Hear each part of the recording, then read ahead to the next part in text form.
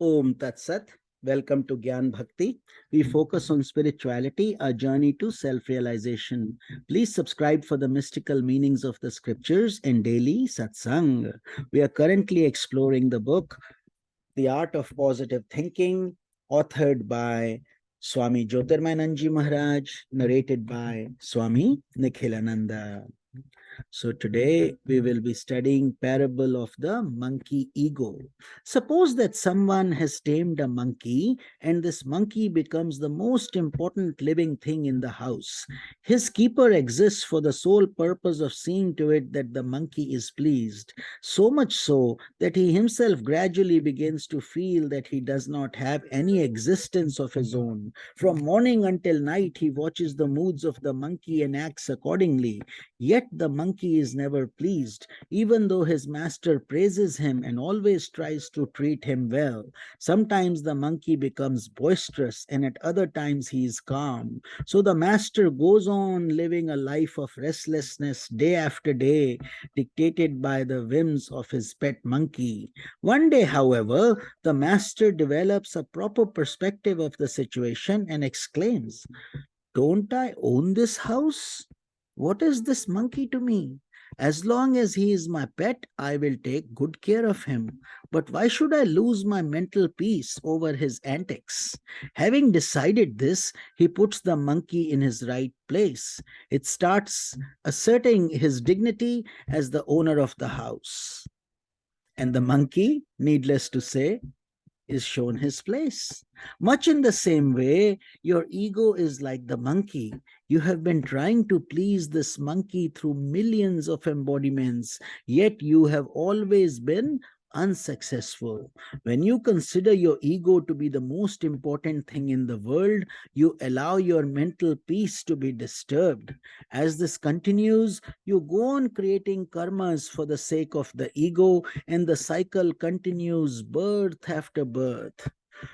Through satsanga, good association, and a deep study and reflection of the scriptures, however, you discover that your ego is not yourself and that the world of the ego is limited.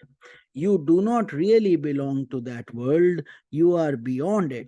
So you adopt a different way of life. You begin to withdraw yourself from I and mine. This is called vairagya or detachment. You affirm within yourself that you are not this body. The ego that you have cherished as the most important reality is actually only a reflection or an illusion.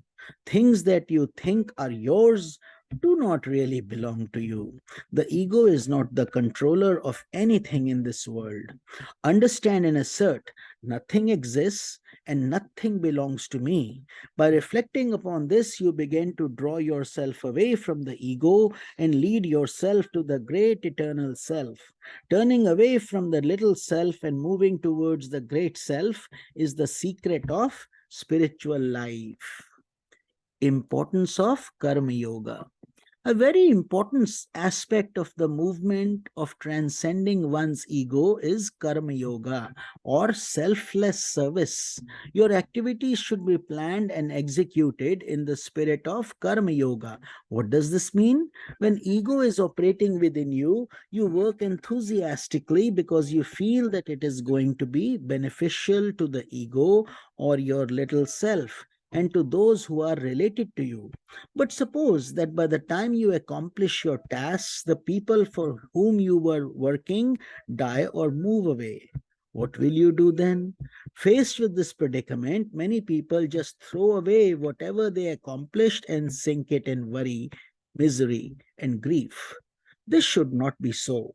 If you understand the true spirit of Karma Yoga, you will realize that all your accomplishments should be dedicated to God, the divine self, in everyone. The world around you will never go away. It will always be there. Spirits come back repeatedly to this world process through the process of evolution. With this insight in mind, you must perform your duties egolessly.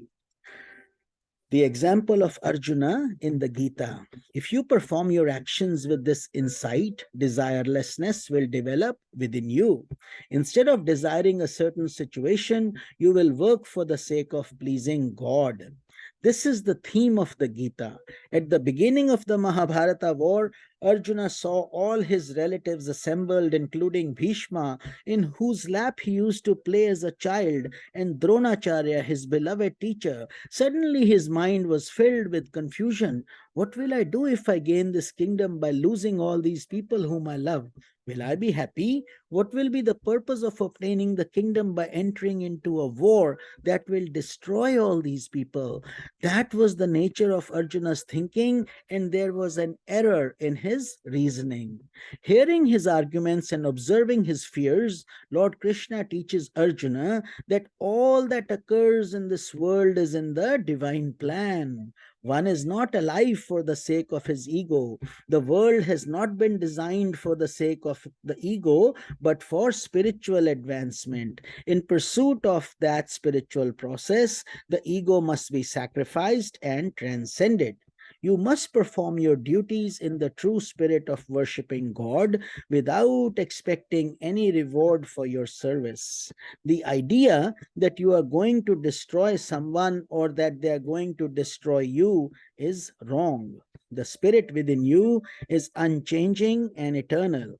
Discover that spirit, abide in that spirit, and realize that spirit. When you realize the self, you will be infinitely blissful and all your sorrows will pass away. As an aspirant, you ought to reflect upon the truth that you are alive for the sake of the big self, not for the little egoistic self. Once you embark on this movement, your mind will turn to the highest type of positive thought, the movement towards God. Om Tat Sat. We will continue our satsang journey tomorrow. Hari Om.